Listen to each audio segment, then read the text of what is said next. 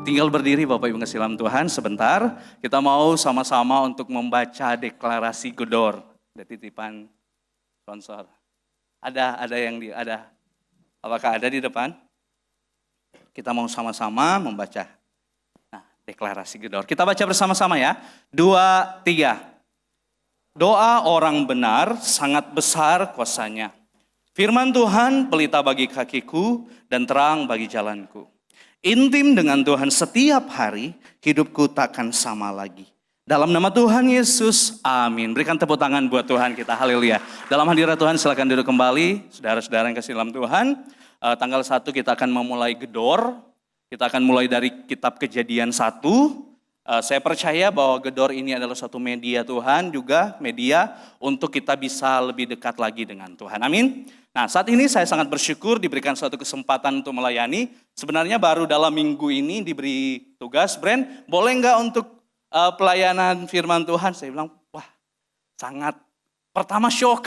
Wah, tapi saya percaya bahwa kesempatan melayani adalah suatu anugerah Tuhan. Saya percaya bahwa ketika diberikan tugas, itu adalah suatu kepercayaan daripada Tuhan. Pelayanan bukan pengorbanan, pelayanan adalah suatu anugerah. Pelayanan adalah suatu kemurahan daripada Tuhan saja. Makanya daripada itu saya berdoa sama Tuhan, Tuhan tolong, karena saya percaya bahwa Tuhan menolong di saat kehendak Tuhan, rencana Tuhan itu sendiri. Nah, saya di sini diberikan suatu judul, diberikan satu tema yang sangat berat sebenarnya. Yesus adalah juru selamat dan Tuhan.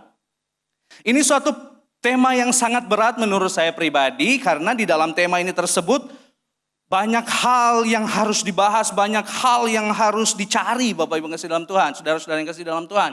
Makanya daripada itu saya berdoa, Tuhan tolong, bukan tentang saya tetapi tentang Tuhan. Biar Roh Kudus memenuhi hati dan pikiran saya, agar supaya bukan hal yang bukan tentang saya yang memberitakan, tetapi semua tentang Roh Kudus yang memberitakan di tempat ini.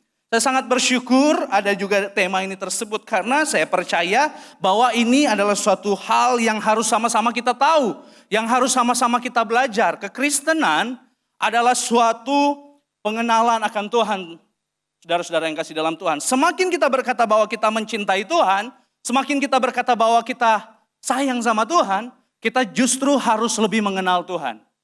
Makanya daripada itu, di saat ini kita mau lebih lagi belajar tentang Tuhan itu. Berteologia, saudara-saudara yang diberkati oleh Tuhan. Makanya daripada itu di sini kita mau belajar. Yesus itu adalah juru selamat dan Tuhan. Ini agak sedikit berat, bersabar dengan saya. Kita mau sama-sama belajar, saya bukan mengajar, tetapi kita mau sama-sama belajar akan kebenaran firman Tuhan di tempat ini. Nah, yang pertama yang ingin saya bahas bukan tentang Yesus adalah juru selamat. Sebenarnya poin penting saya, Yesus adalah juru selamat. Tetapi lebih daripada itu, saya mau belajar, kita sama-sama belajar di sini, yaitu Yesus adalah Tuhan. Katakan, Yesus adalah Tuhan di samping kanan kirimu. Nah, Yesus adalah Tuhan. Ketuhanan Yesus ini selalu menjadi suatu perbincangan. Sangat banyak orang yang menentang bahwa Yesus itu bukan Tuhan. Nah, kok manusia kok bisa jadi Tuhan? Nggak masuk akal. Banyak orang yang menentang ini. Bahkan di dalam kekristenan pun orang-orang menentang ini bahwa Yesus itu bukan Tuhan. Kalau mungkin di luar sana, agama-agama di luar sana berkata seperti ini. Yesus itu memang bukan Tuhan karena mereka nggak belajar akan kebenaran firman Tuhan Alkitab. Mereka nggak percaya iman kekristenan. Mereka berkata Yesus itu adalah Tuhan. Beberapa kali saya ikut diskusi antar agama, lintas agama di grup WA. Waktu saya masih di Bandung kuliah, ada beberapa kali kita pertemuan juga saling diskusi. Mereka selalu bertanya, sama pertanyaan mereka. Coba kau buktikan. Di dalam Alkitab Yesus berkata bahwa aku adalah Tuhan.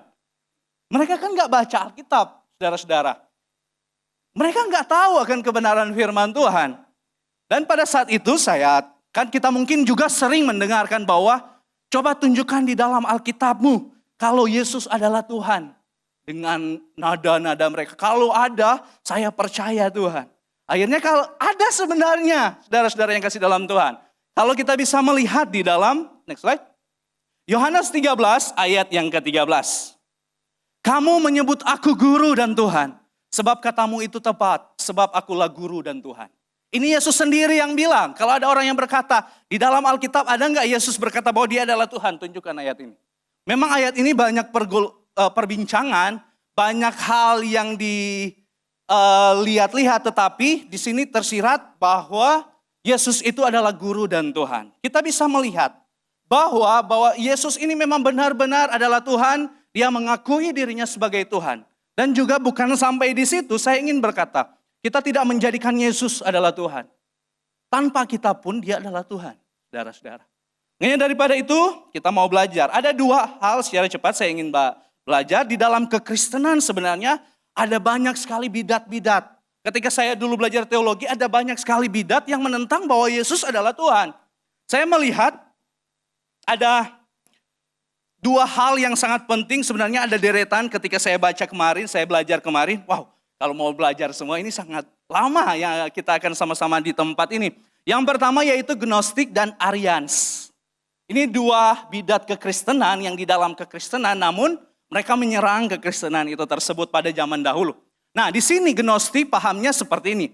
Adalah dualisme, yakni menganggap daging atau materi itu jahat. Daging itu jahat, materi itu jahat, dan roh itu baik. Makanya mereka nggak bisa bersatu. Seperti kalian berdua, nggak bercanda. Garing ya, sorry. Pahamnya adalah dualisme, daging itu jahat, roh itu baik. Makanya daripada itu, Tuhan itu nggak mungkin bisa jadi manusia karena daging ini jahat. Arians, mereka berpendapat bahwa Kristus merupakan manusia biasa. Sampai pada pembaptisan dia baru menjadi Tuhan. Dan sampai di Golgota dia disalibkan, sampai di situ dia berhenti jadi Tuhan. Tuhan cuma datang kepada dia. Ini adalah suatu paham-paham. Dan banyak orang yang percaya ini. Di dalam kekristenan, kalangan kekristenan, bidat-bidat Kristen, yang percaya bahwa Yesus bukan Tuhan itu sangat banyak. Ada di sekolah tinggi teologi berkata di dalam tesis dia bahwa Yesus bukan Tuhan. Diterima. Bayangin loh itu tersebut. Ini adalah suatu hal yang berbahaya sebenarnya. Makanya daripada itu semakin kita mengasihi, kita harus semakin mengenal Tuhan.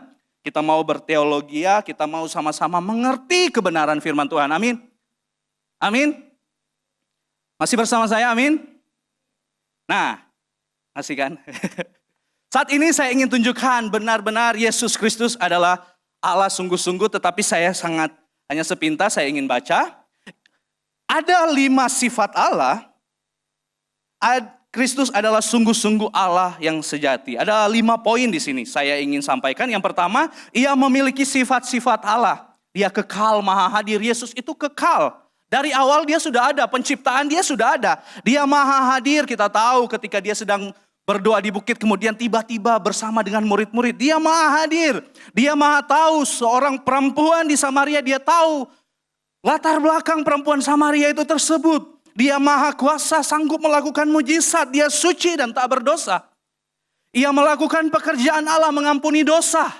Yesus itu mengampuni dosa. Siapa yang bisa mengampuni dosa selain daripada Tuhan itu sendiri?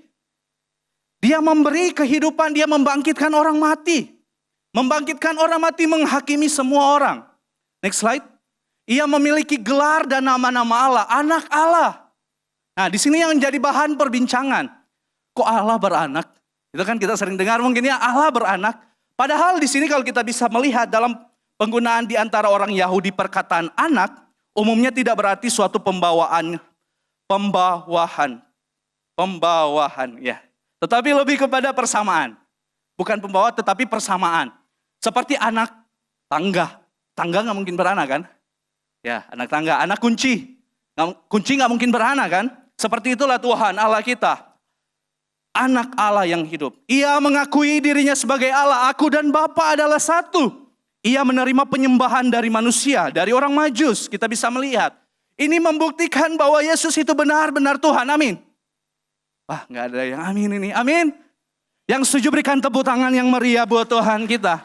Kita percaya kita punya Tuhan Yesus. Dia adalah Tuhan dan Juru Selamat. Amin. Ini adalah suatu iman kekristenan yang harus kita pegang. Terlambat percaya Tuhan, masuk neraka. Saudara-saudara. Seperti Pak Rubin bilang tadi. Makanya daripada itu kita bisa mengetahui bahwa Yesus adalah Tuhan dan Juru Selamat. Nah, sebenarnya poin yang ingin saya bahas di tempat ini, bersabar dengan saya. Saya mau kita belajar sama-sama, yaitu Yesus adalah juru selamat. Apa yang sudah Yesus lakukan bagi kita di dalam kehidupan kita, kita tahu berapa hari lagi ya Natal. Berapa hari, 3 hari lagi kita merayakan Natal. Natal bukan cuman suatu perayaan, tetapi saya percaya Natal adalah penghidupan. Kita harus menghidupi Natal setiap hari. Yesus datang ke dalam dunia untuk menyelamatkan. Yohanes 3 ayat 16 berkata, karena begitu besar kasih Allah akan dunia ini, sehingga ia mengaruniakan anaknya yang tunggal untuk datang menyelamatkan setiap orang yang percaya. Namun sebelum itu saya ingin bertanya kepada semua kita di tempat ini. Kapan sih berita Natal pertama kali disampaikan di dalam Alkitab? Ada yang tahu? Kapan pertama kali berita Natal disampaikan di dalam Alkitab? Terima kasih buat jawabannya yang banyak. Nah, berita Natal disampaikan bukan ketika mungkin. Saya dulu pernah berpikir bahwa berita Natal disampaikan ketika Tuhan Yesus lahir di dalam Matius 1. Berita Natal itu disampaikan pada saat itu. Namun ternyata saya salah, saudara-saudara. Mungkin juga kita berpikir berita Natal itu disampaikan oleh nabi-nabi bukan di kejadian. Nabi-nabi besar pada saat itu. Anak darah ini akan melahirkan seorang anak gitu-gitu pada saat itu. Tetapi tahukah saudara-saudara di tempat ini, saya ingin kita sama-sama mengerti berita Natal pertama kali jauh sebelum itu. Itu terdapat di mana? Kejadian 3 ayat 15. Next slide. Kejadian 3 ayat 15. Berita tentang Natal pertama kali. Saya bacakan, aku akan mengadakan permusuhan antara engkau dan perempuan ini, antara keturunanmu dan keturunannya. Keturunannya akan meremukkan kepalamu dan engkau akan meremukkan tumitnya. Berita Natal pertama kali di dalam Kejadian 3 ayat yang ke-15. Kejadian 3 ayat 15. Aku akan mengadakan permusuhan antara engkau dan perempuan ini. Konteks daripada ayat ini, bersabar dengan saya ingin beritakan, saya sama-sama kita belajar. Konteks daripada Kejadian 3 ini sebenarnya adalah suatu berita penghukuman. Penghukuman kepada ular karena kita tahu bersama-sama ular telah menggodakan Hawa itu tersebut. Dan juga hukum kepada Adam dan Hawa.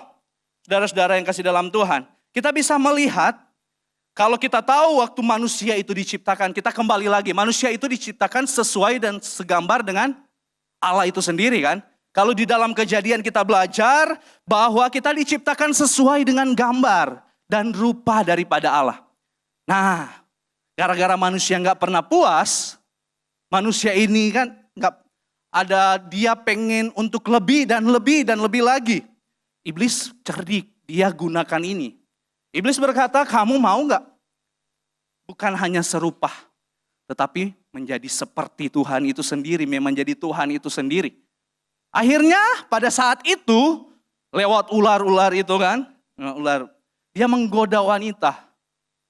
Ketika dia menggoda wanita itu, Hawa itu tersebut, kemudian Hawa itu makan buah pengetahuan itu pada saat itu buat kehidupan, pengetahuan, dan akhirnya manusia itu jatuh ke dalam dosa. Nah, ketika manusia itu jatuh ke dalam dosa, barulah Kejadian 3 ini ditulis, yaitu penghukuman akan mereka. Karena mereka telah berbuat dosa, mereka telah melakukan hal yang melanggar kebenaran firman Tuhan. Kenapa saya berkata bahwa ini adalah pemberitaan firman Tuhan, pemberitaan Natal yang pertama kali. Next slide. Natal berbicara tentang sebuah ironi yang terbesar di dalam sejarah umat manusia.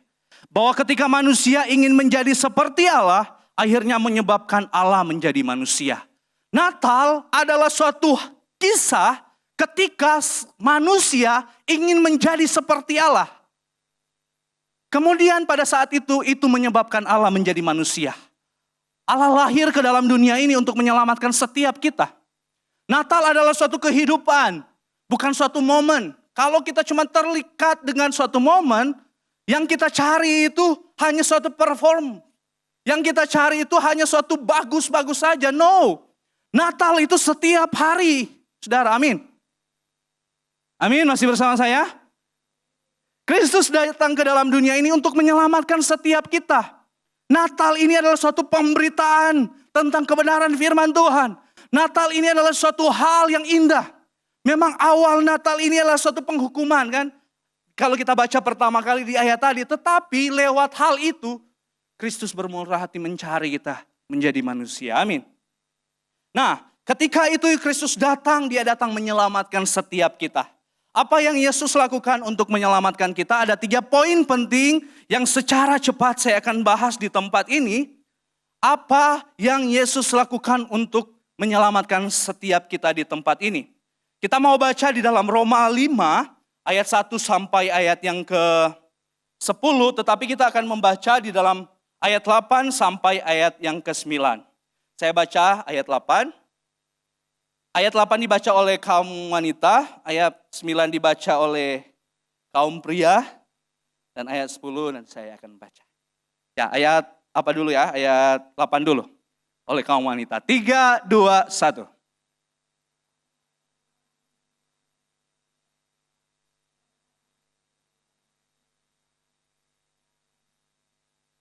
Next.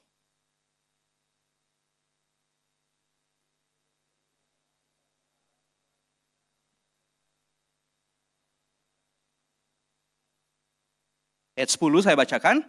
Sebab jikalau kita ketika masih seteru Tuhan, seteru Allah, diperdamaikan dengan Allah oleh kematian anaknya.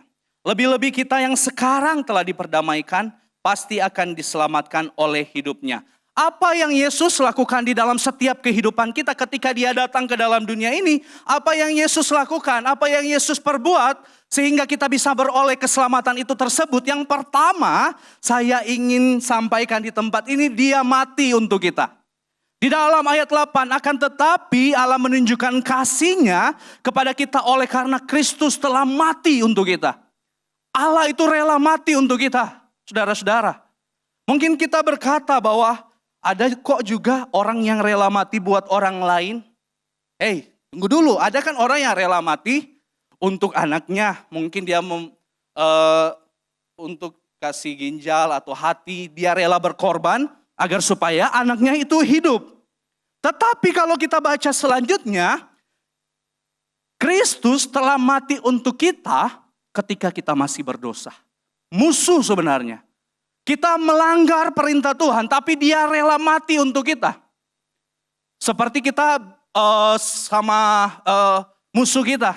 Maukah kita rela mati untuk dia? Oh, boro-boro, paling kita mendoakan dia yang mati duluan. Benar atau betul? Betul, masih manusia katanya, seperti itu. Nah, tetapi Kristus di sini rela mati untuk kita. Bahkan ketika kita masih berdosa, kita masih orang yang buruk, saudara-saudara, tetapi dia mau mati untuk kita. Makanya daripada itu saya di dalam kehidupan saya secara pribadi, dan dalam pelayanan saya juga, waktu beberapa bulan yang lalu saya pernah berkata pada anak hamba pelayan-pelayan Tuhan, pelayan-pelayan youth di tempat ini, pelayanan kita harus sungguh-sungguh sama Tuhan. Kita memang harus overall lah sama Tuhan. Karena apa? Saya pernah menyampaikan ini. Kita harus melayani Kristus mati-matian. Karena Kristus sudah mati beneran untuk kita. Kita harus melayani mati-matian. Kita harus memberikan hidup kita untuk Tuhan. Karena dia sudah memberikan hidup terlebih dahulu untuk kita. Makanya daripada itu saya juga berpikir. Pelayanan saya memang mungkin agak sedikit sibuk. Ada beberapa hal yang, oh Tuhan kok udah seperti ini, gak sanggup apa-apa seperti ini. Tetapi saya berpikir kembali, saya belum mati. Yesus sudah mati buat saya mau terus melayani Tuhan. Sampai akhir hidup saya mau melayani Tuhan. Di dalam kehidupan saya beberapa kali, saya diperhadapkan di dalam situasi yang mau terus melayani atau sampai di sini saja. Di dalam dunia pelayanan sebenarnya tidak seenak seperti dipikirkan oleh orang-orang lain. No. Di dalam dunia pelayanan yaitu adalah suatu hal yang dimana kita memikul salib, menyangkal diri. Sangat sulit sebenarnya di dalam dunia pelayanan. Tetapi ketika saya berpikir lagi bahwa dia Yesus yang sudah rela mati untuk saya. Memberikan nyawanya untuk saya. Apa sih yang saya bisa berikan untuk dia? Dari situ saya berpikir, oh ya benar ya. Saya juga membalikan pertanyaan ini kepada saudara-saudara di tempat ini. Apa yang sudah kita berikan sama Tuhan? Apakah Tuhan kita menjadi anak-anak Tuhan, apa sih kontribusi kita buat Tuhan? Apa sih yang kita sudah lakukan sama Tuhan? Dalam hati kita sama-sama merenungkan hal ini tersebut. Saya berdoa, hati kita diisi dengan Tuhan. Saya berdoa, setiap kita di tempat ini bisa memuliakan Tuhan. Amin. Yang setuju dengan saya berikan tepuk tangan kemuliaan buat Tuhan kita. Haleluya. Cepat saja yang kedua, apa yang Yesus lakukan?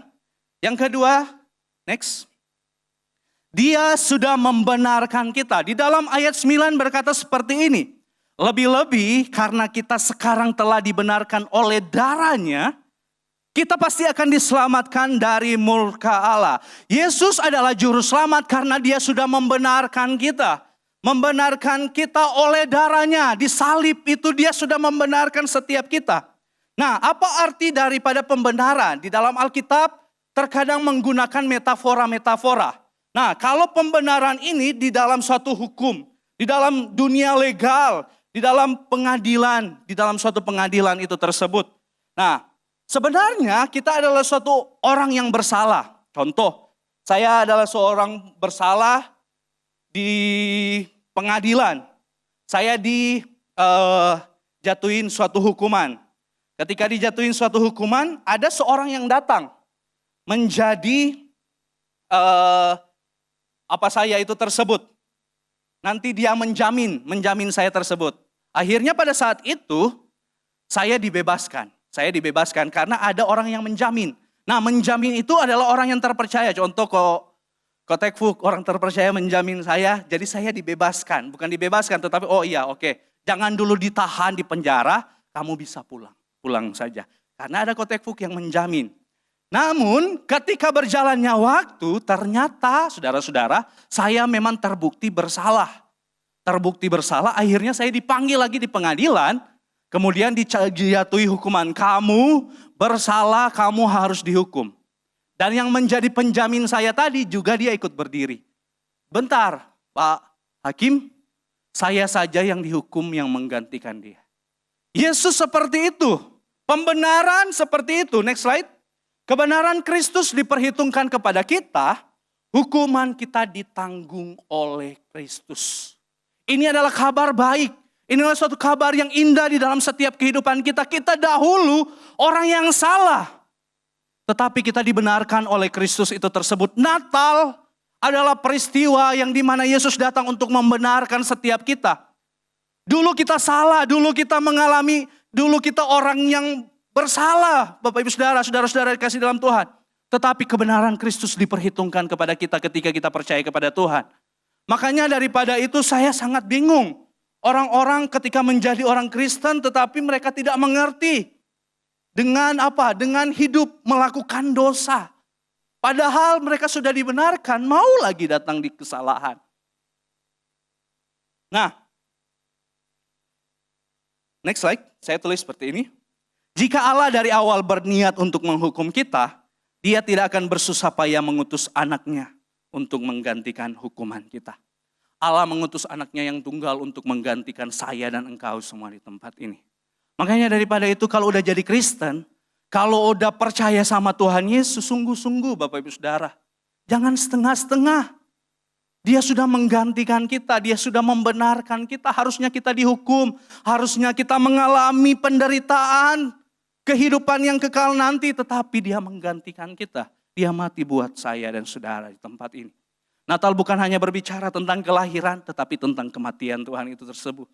Ada suatu hal ketika kemarin, ada sekolah minggu, kami mengangkat suatu tema, The Story of Jesus, dari kelahiran, kematian sampai kebangkitan, tetapi kami lebih memprioritaskan kepada kematian Kristus. Dari kecil anak-anak di tempat ini sudah diajarkan bahwa Natal bukan hanya berbicara tentang celebration. Natal bukan berbicara tentang suatu hal yang dimana kesukaan, memang kesukaan bagi dunia, tetapi Natal juga berbicara tentang kematian Tuhan Yesus itu tersebut. Dia datang untuk mati. Dan dia mati untuk kita. Amin Bapak Ibu Saudara. Yang setuju berikan tepuk tangan yang terbaik oleh Tuhan kita. Next, orang berdosa menjadi orang benar. Kita orang berdosa, kita menjadi orang benar di hadapan Tuhan. Dan yang terakhir, yang ketiga, Yang pertama, dia mati untuk kita, dia datang ke dalam dunia mati untuk kita. Dan yang kedua, dia membenarkan kita di hadapan Tuhan. Dan yang ketiga, dia sudah memperdamaikan kita dengan Allah. Sebab jikalau kita ketika masih seteru diperdamaikan dengan Allah oleh kematian anaknya, lebih-lebih kita yang sekarang telah diperdamaikan, pasti akan diselamatkan oleh hidupnya. Di dalam ayat 10, kita sudah diperdamaikan dengan Tuhan. Apa arti daripada pendamaian?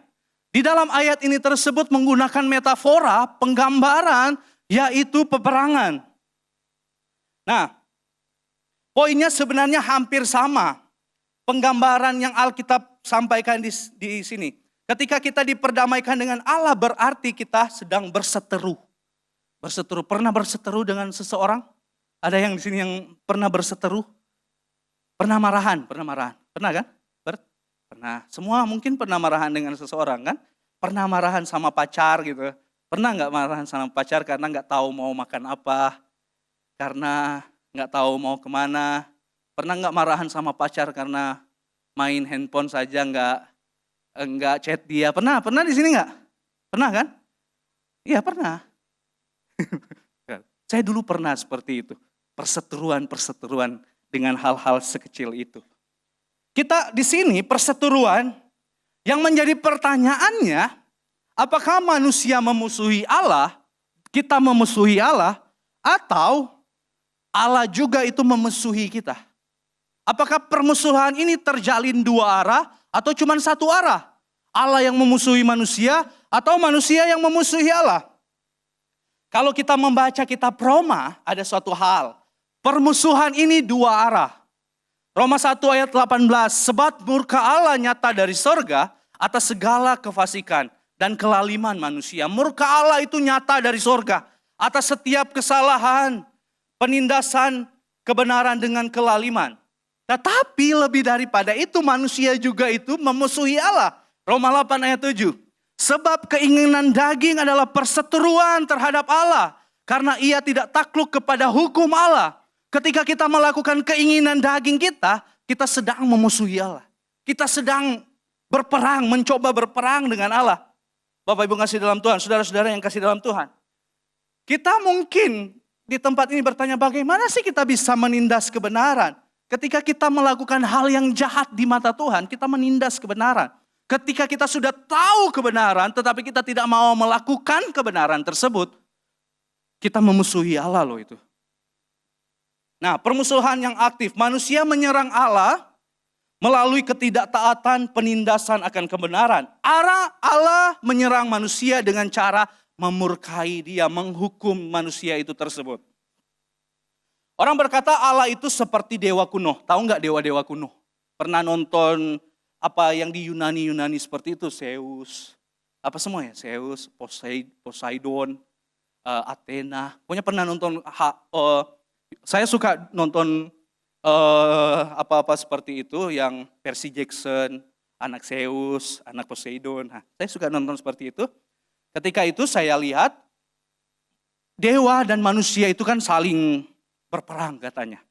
Ketika dewa dan manusia itu berperang, kan dewa-dewa itu menghukum manusia lewat apa? Banjir, lewat apa? Angin. Angin putar. Ya itulah.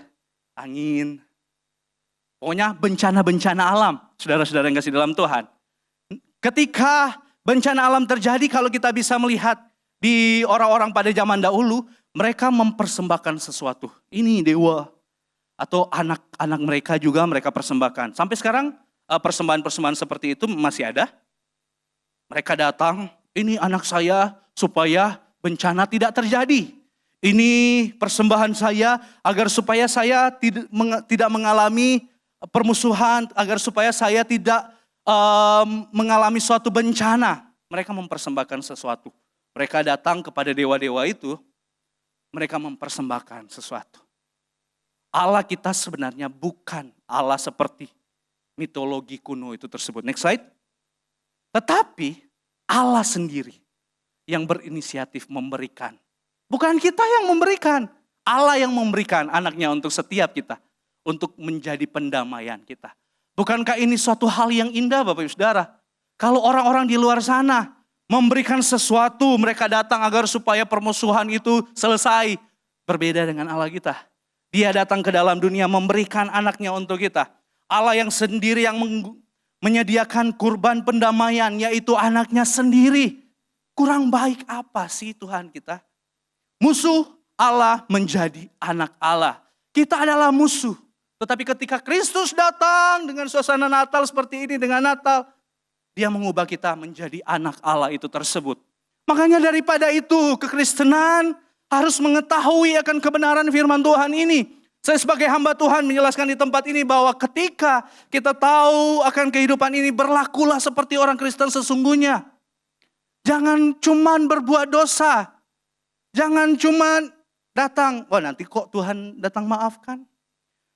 Saya skripsi waktu di sekolah teologi, saya membahas tentang suatu, kalau pernah saudara-saudara mendengar tentang hyper grace, yaitu anugerah yang melimpah. Memang anugerah Tuhan itu melimpah. Tetapi di situ sambil terbelok. Dosa masa kini, dosa masa lalu, masa kini dan masa depan kita sudah ditebus. Even kita berbuat dosa, meskipun kita melakukan pelanggaran, itu Tuhan sudah nggak lihat lagi. Tuhan sudah tebus dosa kita itu tersebut. Salah itu, saudara-saudara yang kasih dalam Tuhan. Kita bisa mengetahui bahwa kita mungkin di tempat ini sering melakukan dosa. Siapa di tempat ini yang belum nggak pernah melakukan dosa atau sudah sempurna? Siapa di tempat ini yang sudah sempurna selain saya? Boleh angkat tangan? Canda. Kita di tempat ini, saudara-saudara, adalah suatu orang. Semua orang di tempat ini adalah orang yang berdosa. Tetapi dosa kita sudah ditanggung oleh Tuhan kita. Amin. Next slide. Jika kita yang dahulu adalah musuh telah didamaikan dengan mengorbankan anaknya sendiri, apakah masuk akal jika yang sekarang adalah anak-anaknya kelak dimusuhi lagi? Kita dulunya musuh, sekarang menjadi anak. Karena Kristus telah datang ke dalam dunia ini. Ini adalah berita Natal yang penting yang harus kita sama-sama mengetahui. Saya percaya lewat kebenaran firman Tuhan ini, kita bisa tahu bahwa Yesus adalah Tuhan dan Yesus adalah Juru Selamat dalam setiap kehidupan kita secara pribadi. Yang setuju berikan tepuk tangan yang meriah buat Tuhan kita. Pada satu kali, ada seorang bapak yang memberikan dua benih kepada anaknya. Anak yang satu dan anak yang kedua. Anak yang satu diberikan benih yang sangat kecil, anak yang kedua diberikan juga benih yang sangat kecil. Anak yang pertama bertumbuh, kemudian benih itu dia tanam. Ketika benih itu tersebut beberapa puluh tahun berlalu, benih tersebut sudah bertumbuh. Akhirnya pada saat itu ayahnya yang memberikan benih pergi kepada anaknya yang pertama ini. Ketika dia pergi, mana benih yang sudah papa kasih? Kemudian anak itu tersebut, ayo pak ke sini. Dia datang ke rumah anak tersebut di paling belakang. Ternyata benih yang dia kasih memang masih hidup, ditanam di suatu pot, kemudian sudah bertumbuh, hampir mati lagi. Oh iya seperti itu. Akhirnya papanya tersebut juga itu pergi kepada anaknya yang satunya lagi. Ketika pergi ke anak satunya lagi, mana yang benih yang papa kasih? Oh, ayo pak ikut sama saya. Mereka berdua pergi ke hutan. Ketika mereka pergi ke hutan, saudara-saudara, anak tersebut berkata, "Pak, ini benih yang papa kasih." Itu menjadi pohon yang sangat-sangat besar, saudara. Dan di sana banyak hewan-hewan yang hinggap. Pokoknya jadi pohon yang sangat besar di dalam suatu hutan itu tersebut. Yang ini mau saya sampaikan di tempat ini. Benih sudah ditaburkan. Hatimu ada di mana? Apakah hanya sebatas pot? Atau engkau akan seperti hutan itu tersebut, benih itu akan bertumbuh. Dan benih itu akan menghasilkan suatu hal yang luar biasa. Saya berdoa firman Tuhan di tempat ini saat ini bisa menjadi suatu rema di dalam kehidupan kita.